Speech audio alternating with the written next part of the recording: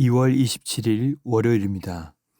오늘 새벽 우리에게 주시는 하나님의 말씀은 사무엘상 6장 17절로 7장 2절까지의 말씀입니다.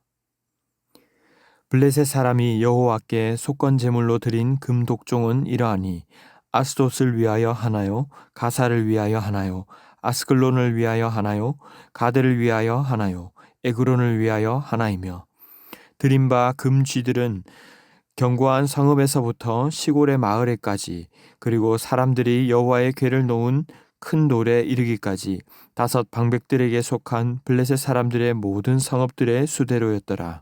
그 돌은 베세메스 사람 여호수아의 밭에 오늘까지 있더라.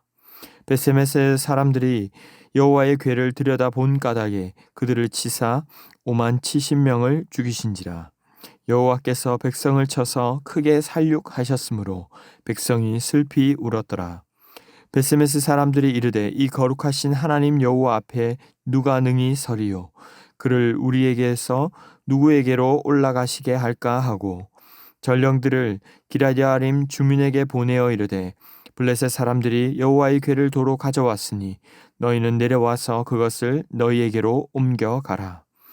기럇야림 사람들이 와서 여호와의 궤를 옮겨 산에 사는 아비나답의 집에 들여놓고 그의 아들 엘리야사를 거룩하게 구별하여 여호와의 궤를 지키게 하였더니 궤가 기럇야림에 들어간 날부터 20년 동안 오래 있은지라. 이스라엘 온 족속이 여호와를 사모하니라. 아멘. 말씀이 희귀하고 영적으로 꺼져가는 등불 같던 시대에 이들은 블레셋과의 전쟁에서 패배하며 언약궤마저 뺏기고 맙니다. 하지만 막상 블레셋 사람들도 언약궤를 빼앗았지만 아스돗에 이르렀을 때 그들이 섬기는 다곤상이 엎드러지고 또 독한 종기가 퍼지자 가드로 옮겼다가 또 에그론으로 보냈다가 결국 7개월 만에 속건 제물과 함께 여호와의 궤를 돌려보내기로 합니다. 속건 제물은 금으로 된 쥐와 독종의 형상을 가진 것이었습니다. 그래서 오늘 본문 17절은 블레셋 사람이 여호와께 속건 제물로 드린 금 독종은 이러하니 아스돗을 위하여 하나요? 가사를 위하여 하나요? 아스글론을 위하여 하나요? 가드를 위하여 하나요? 에그론을 위하여 하나이며 각각 저주를 받았던 지역당 하나씩을 준비했다고 말합니다. 18절에 드린 바 금 쥐들은 견고한 성읍에서부터 시골의 마을에까지, 그리고 사람들이 여호와의 궤를 놓은 큰 돌에 이르기까지 다섯 방백들에게 속한 블레셋 사람들의 모든 성읍들의 수대로였더라. 그 돌은 베세메스 사람 여호수아의 밭에 오늘까지 있더라. 여기까지는 나쁘지 않았습니다. 하지만 19절에서 블레셋 경계에 있던 유다 지역 베세메스 사람들이 여호와의 궤를 들여도 본 까닭에 하나님이 그들을 치셨습니다. 이로 인해서 70, 마소라 사본에는 5만 70이라고 되어 있습니다만 70명이나 되는 백성들이 죽었고 이로 인해 백성들이 많이 울게 되었습니다. 여호와의 궤를 어떻게 한 것도 아니고 그냥 한번 들여다본 것이 뭐 그리 큰 죄였을까요? 하지만 여호와의 궤는 레위인 제사장이 어깨에 메어 이동해야 하는 것으로 결코 직접 궤를 만지지 않아야 한다는 것이 율법에 기록된 내용이었습니다. 레위기 16장 2절은 휘장한 법궤 위 속죄소 앞에 아무 때나 들어오지 말라, 그리하여 죽지 않도록 하라고 경고하셨고, 민수기 4장 15절에서는 고아 자손들이 와서 매더라도 성물은 만지지 말라, 그들이 죽으리라고 말씀하셨습니다. 이런 부분들을 통하여 하나님께서는 우리가 얼마나 말씀을 경외하는 마음으로 대해야 하는지를 말씀하시는 것을 볼 수 있습니다. 앞에서 계속해서 이 세대를 설명하기를 말씀이 경홀히 여기던 세대, 결국 심판을 받아서 엘리와 아들들이 다 죽었음을 알려주었기에 이 부분은 더욱 극명하게 드러납니다. 더 이상 뚜렷한 영적 리더도 없는 상황에서 법궤를 어떻게 대해야 하는지는 온 공동체가 함께 깊이 고민하고 또 회개해야 할 문제였는데 자신들은 선택받은 민족이기에 괜찮다며 그저 가볍게 생각했던 것입니다. 하나님은 잘못된 선민의식을 깨고 블레셋만 심판하시는 것이 아니라 누구든지 주님의 말씀을 경홀히 여긴다면 심판받는다는 메시지를 주신 것이죠.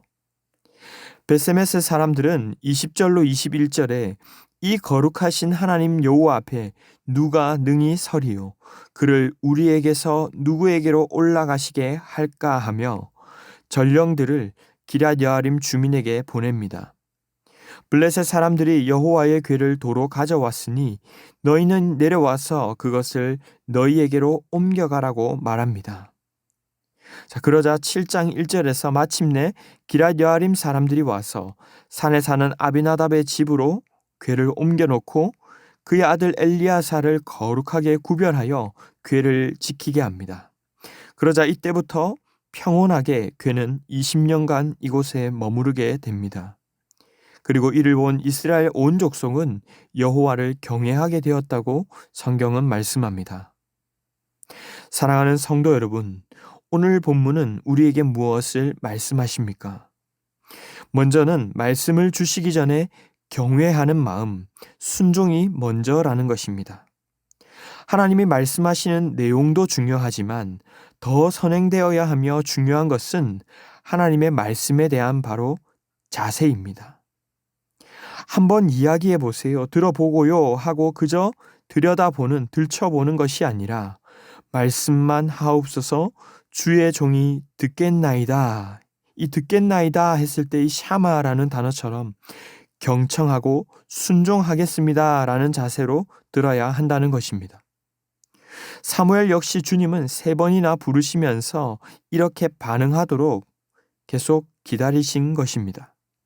요한복음 2장의 가나 혼인잔치에서도 보면 예수님은 4절에서 여자여 나와 무슨 상관이 있나이까 내 때가 아직 이르지 아니하였나이다 라고 매몰차게 반응하셨지만 마리아는 5절에서 하인들에게 이렇게 말합니다. 너희에게 무슨 말씀을 하시든지 그대로 하라 하니라. 우리는 말씀이 먼저고 순종이 그 다음이라고 생각합니다. 하지만 말씀을 듣기로 준비되었을 때에 주님의 말씀이 들려지는 것입니다. 우리만 해도 들을 마음이 없는 사람에게는 말을 아끼게 되고 말을 하더라도 제대로 듣지 않습니다. 듣고자 하는 사람에게 말하는 것이죠. 두 번째로는 잘못된 선민의식을 버려야 합니다.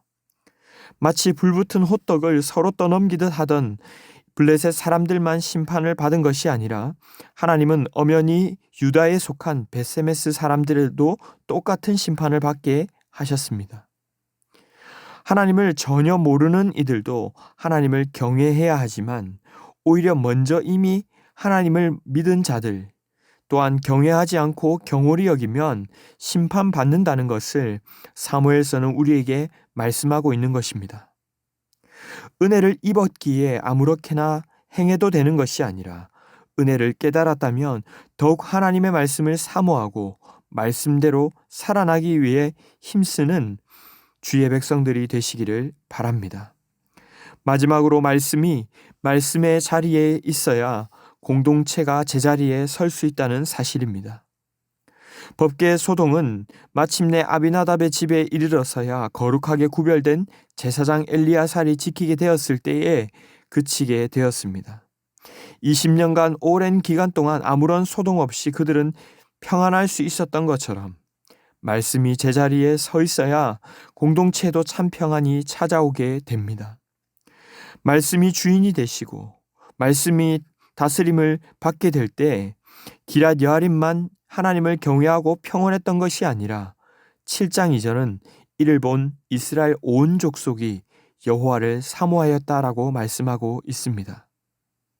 말씀이 말씀의 권위와 그 질서 아래 있을 때 공동체가 하나님을 경외하며 사모하게 된다는 사실을 기억하고 그렇다면 우리의 가정, 우리 교회, 우리 민족의 모든 공동체가 말씀 위에 세워지도록 우리가 먼저 힘쓰는 자들이 되기를 바랍니다.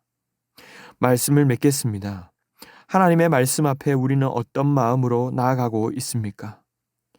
바라기는 나의 기준, 나에게 맞는 말씀을 내 편의대로 맞추려 하기보다는 말씀이 말씀하시는 대로 주여 말씀하옵소서 주의 종이 듣겠나이다. 무슨 말씀을 하시든지 그대로 하겠습니다. 라는 결단으로 경외하며 나아가시기 바랍니다. 주님을 알아갈수록 말씀이 늘 우리에게 가까이 있는 만큼 말씀을 오히려 더 경외함으로 자신뿐만 아니라 우리가 속한 모든 공동체가 말씀을 경외하며 말씀 위에 세워지도록 순종하기를 힘쓰시는 성도들이 다 되시기를 주님의 이름으로 축원합니다. 기도하겠습니다. 사랑의 주님 감사합니다. 오늘도 우리에게 말씀을 주시고 말씀을 깨닫게 하시니 감사합니다. 그러나 말씀을 너무 가까이 하며 당연시하고 하나님의 말씀을 우리의 상황과 편의에 맞춰 선별적으로 받아들이는 교만한 마음이 있다면 용서하여 주시옵소서. 우리의 편의대로 말씀을 맞추어 듣지 않게 하시고 말씀 안에 우리를 담으며 오히려 모나고 온전치 못한 부분들이 깎여지게 하여 주시옵소서. 우리 신부산교회가 늘 말씀 위에 서 있게 하시고 어떤 말씀이든지 주님의 뜻이라면 순종하며 주님을 사모하는 공동체 되게 하여 주시옵소서. 이 모든 말씀 존귀하신 예수님의 이름으로 기도하옵나이다. 아멘. 이 시간 함께 기도하실 때 주신 말씀을 붙들고 기도하시고 주간 기도 제목을 따라 부산과 민족과 한 주간 동안의 삶을 위해 기도하겠습니다. 이 나라와 민족을 위하여 부산과 한국교회의 영적 부흥을 허락해달라고, 개인적으로도 말씀과 기도로 승리하는 한 주간 되게 해달라고, 특별히 튀르키예의 지진으로 인해서 고통하고 있는 모든 백성들과 또 구조작업을 하고 있는 모든 분들을 통해서도 속히 회복될 수 있도록 합심 제목과 개인적인 제목으로 기도하도록 하겠습니다. 함께 기도하겠습니다.